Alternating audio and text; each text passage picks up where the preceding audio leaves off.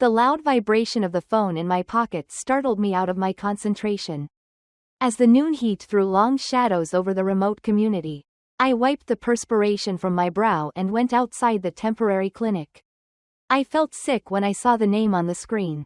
Richard. Almost. I didn't respond. Curiosity and perhaps a glimmer of optimism overcame me.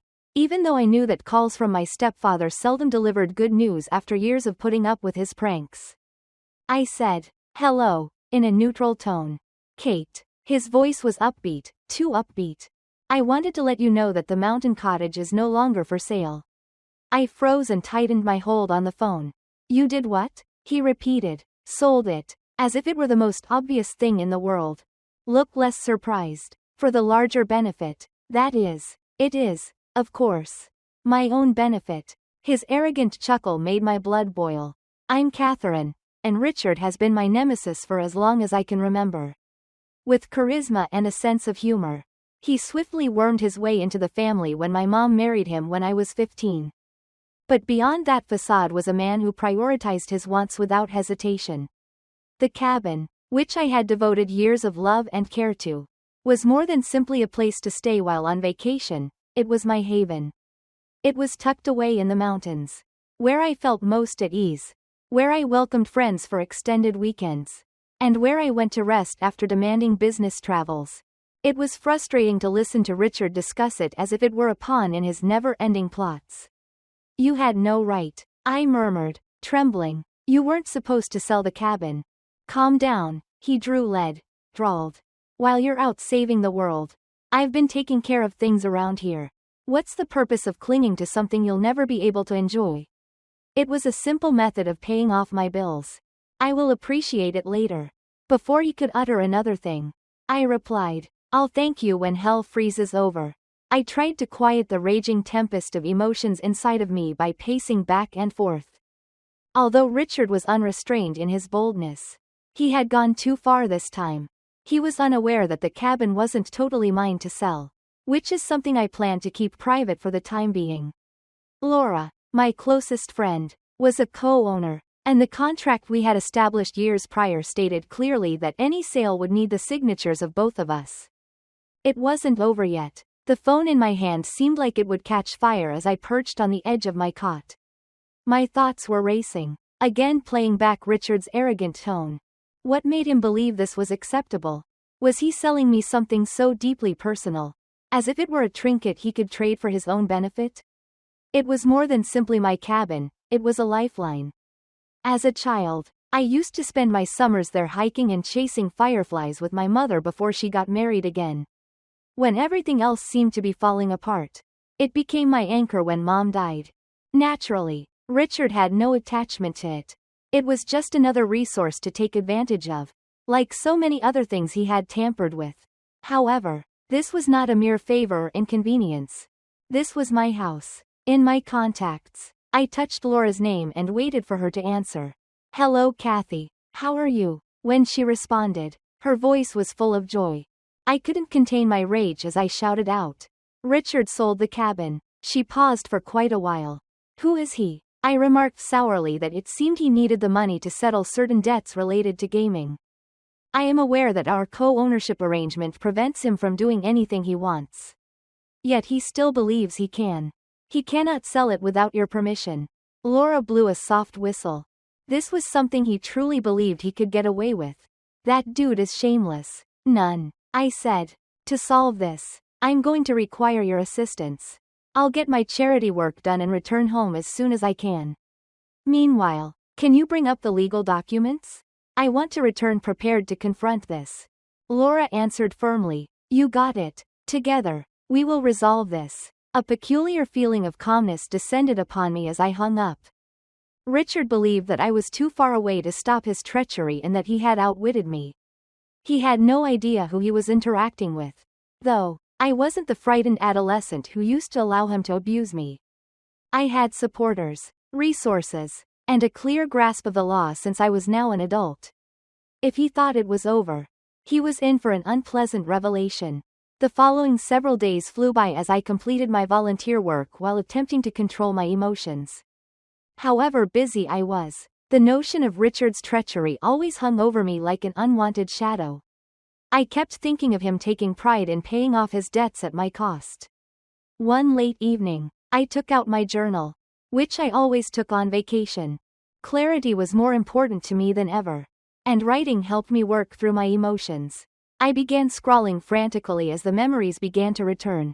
I reminisced about the first time I went to the cabin with my mother, the time I spent working with Laura to restore it, and the peaceful evenings by the fireplace when everything seemed to stop. It was more than a structure. A part of me was in it. Did Richard believe he could simply sell it as if it were a poker chip? No, not now. The following day, Laura gave another call in a sharp, professional tone. I reviewed the co-ownership contract. She stated, "And you were correct. He couldn't sell without my approval. The deal isn't legitimate." I briefly experienced a sense of relief, but it quickly gave way to anger. "Does anyone know to whom he sold it?" Laura said. "Not yet. I checked the county records, though, and there isn't a formal ownership transfer. He may have attempted this beneath the table." Based on the sound of it, Richard's voice was just like that. He was constantly looking for ways to simplify things, attempting to outwit the system constantly. "How do we proceed?" "What?" I inquired. Laura replied that we could either face him head-on or let the judicial system deal with it. "In any case, we're safe. There is nothing lawful for him to defend himself." Unaware that I was holding my breath, I released it. "Thank you, Laura. Without you, I don't know what I would do."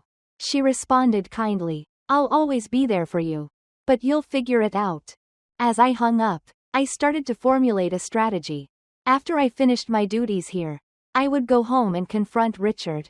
I wasn't going to yell or scream since he was expecting that. No, my strategy would be different. Richard constantly undervalued my capacity to plan ahead, so I would leverage that. He believed he had won. But by the time I finished, he would know that this was the last time he had underestimated me. The first thing I noticed when I got home was how quiet it was. The cottage had usually greeted me peacefully, but today that quiet seemed sinister. The fridge was nearly empty. The mail had piled up at the door, and my houseplants were a little wilted. With the burden of my tasks bearing down on me, I put my bags down and let out a sigh. My phone buzzed before I had even unpacked. Richard was the one. I considered leaving it on voicemail. Then I changed my mind. "It's time to confront him." Oh, he continued, his tone brimming with phony happiness. "I guess we're finally back to reality." "Richard, what do you want?" I asked directly to the point. With a smug tone, he said, "I just wanted to check in. Be careful not to get too worked up with the entire cabin issue. Remember, it's no longer there, so there's no point in dwelling on the past." I tightened my jaw. "It's funny that you said that," I said, maintaining a composed tone, "because it's still there, as far as I can tell." I looked through the ownership documents with Laura. The transaction failed. You cannot sell anything that is not yours. I knew I had hit a nerve when there was a little pause on the other end. Richard's voice tightened as he continued. "That's ridiculous. The buyer completed the paperwork and made a cash payment. We have finalized the agreement." I answered, "No, it's not. Remember that Laura and I share ownership of the cabin? The sale is void if she didn't agree to it. It's still ours legally." He had a fragile chuckle. "Don't you think you're really intelligent? You are constantly trying to control everything and portray the role of the ideal daughter. Catherine, you have no idea how difficult things have been for me. I took the necessary action. I shot back when you took from me. And you believe that I should feel sorry for you? Richard, you'll have to live with the decisions you've made." He hung up on me at the conclusion of the call, leaving me standing there with my phone in hand and trembling with a mixture of elation and rage. For years, I let Richard take advantage of my patience, manipulate circumstances, and guilt-trip me. However, it is no longer the case. It wasn't only the cabin I was protecting. I was taking back my mental health, my voice, and my limits. I opened my laptop and sat at the kitchen table the following morning, going over the files Laura had forwarded to me. The terms of the co-ownership agreement were quite explicit. Without the other's written approval, neither of us could sell the cabin. Richard's behavior was obviously unlawful in addition to being immoral. A harsh tap on the door broke the flow of my thoughts. He was there when I opened it. Richard looked at me with his characteristic arrogance. "Do you mind if I enter?" he inquired. But before entering, he didn't wait for a response. As he settled into one of my seats, I folded my arms and observed. "Richard, what do you want?" he said, his tone brimming with disdain. "Look, Catherine, you must comprehend my stance. Even if I am aware that you are offended, I had to be desperate. My debtors weren't exactly understanding." I arched an eyebrow. "Did you really think that taking my property was the solution?" He clarified that he meant borrowing, as if that would improve the situation. "And I was going to return. I would have reimbursed you in full as soon as my fortunes improved." I couldn't contain my resentful laughter. "Are you betting on your good fortune? Are you wagering on that? As long as I've known you, Richard, you've been squandering money, and it's never paid off. Why would things be different this time?" He shuffled uneasily, but soon his bluster was back. "You're going overboard. It's only a hut. Most of the time, you're not even present. Why not give it to someone else to use?" I snapped. "Because it's mine. Since I call it home. You have no say in what I do with my property or what I value. Just so you know, Laura appreciates it as much as I do. You know that your small sale is null and void." His expression clouded, and I briefly had a glimpse of what may have been terror. "Really? You wouldn't approach the police? Would you? You wouldn't do it to your own stepfather?" I leaned close to look him in the eye. "Give me a try." Richard had no quick reply for the first time. Muttering something to himself, he got up and rushed out, slamming the door behind him. Heart thumping, I leaned back in my chair. The encounter startled me, but it also made me feel a little satisfied. Richard was beginning to see that I was no longer amenable to his normal strategies. It was more than just the cabin. It was about confronting someone who had used me for too long. I contacted Laura to give her an update following Richard's abrupt departure. I paced the living room and said, "He came to my house. He attempted to concoct a heartfelt story about how he had taken out the cabin to fulfill his obligations." On the other end of the telephone, Laura snorted. "Taken out? Can he hear himself at all? What were you saying?" I informed him that the deal was void, and I threatened to report him to the police if he persisted. He appeared a little shaken by that. But he's probably already planning his next move because he knows Richard. "Well," Laura answered firmly, "let him plot. The law works in our favor. To assist us in creating a proper cease and desist letter, I have reached out to a lawyer. We'll have a legal document trail ready to stop him if he tries to entangle the buyer once again." I gave a nod. Her remarks grounded me in reality. "Regards, Laura. Without you, I'm not sure what I'd do." She claimed you'd figure things out. "However, we are all in this together." I spent the following few days collecting as much proof as I could.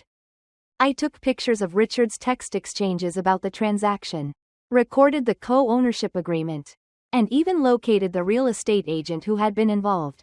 The agent's voice seemed tense when I spoke with her.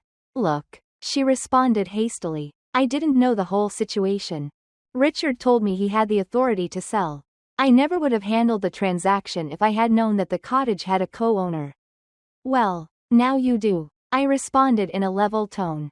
"Although I don't want to bother you, I need your help. Is it true that Richard signed the documents by himself?" "Yes," she said. "I marked the transaction as odd because the buyer hasn't paid in full yet. If you require the paperwork, I can give it to you." I wrote down her details and replied, "That would be helpful." I hung up feeling more determined than ever. Richard had assumed that I would be too docile or aloof to defend myself. But he was going to find out how mistaken he had been. Laura called that night with more wonderful news. She stated the letter was ready. "Tomorrow morning, we'll mail it, and we'll escalate if he attempts to do anything else." "Perfect," I said, a little smile beginning to appear on my face. I felt like I was taking charge of the issue for the first time in weeks. Richard was going to discover that I wasn't easily defeated. Despite his belief in his ability to dominate me, Laura and I completed the stop and desist letter the following morning and mailed it to Richard. The wording was straightforward and uncompromising. Legal action would follow any more attempts to engage the buyer or assert ownership of the property. I pictured his likely incredulous and indignant response when he got it. He had been able to intimidate and manipulate people into submission for years. But this time he was facing a barrier that he couldn't overcome with charm. The real estate agent sent me the promised paperwork via email later that day. Although it made my stomach turn, seeing Richard's signature on the phony sale agreement strengthened my resolve.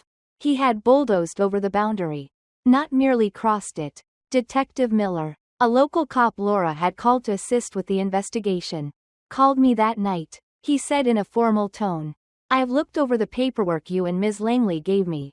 Ms. Daniels, clearly, the sale did not receive approval. If you'd like, we can proceed with a formal inquiry based on the evidence." I answered without hesitation, "Yes, I'd want to go after this. We'll begin by getting in touch with the buyer and outlining the circumstances." Detective Miller added, "We will pursue criminal charges for fraudulent misrepresentation if Richard persists in interfering." I responded, "Thank you, Detective. Kindly notify me if you want any more assistance from me." I was both relieved and excited as I hung up. With everything in motion, there was no turning back.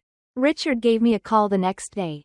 Despite the wrath in his voice, there was a hint of desperation below. "Catherine, do you know what you've done?"